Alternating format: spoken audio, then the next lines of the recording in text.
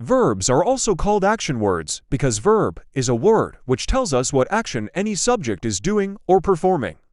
Let's have a look at some examples of verbs.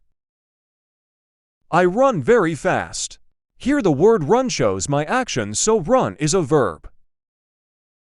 This man can jump high. In this sentence, the word jump shows the action, so jump is a verb here. I write a story every day. Can you guess the verb in this sentence?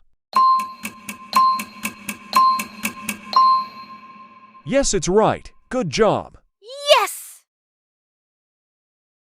Chef Mark cooks delicious food. So the verb in this sentence is cook, as this word shows the action of the chef.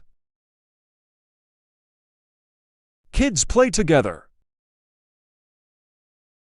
Here play is the verb.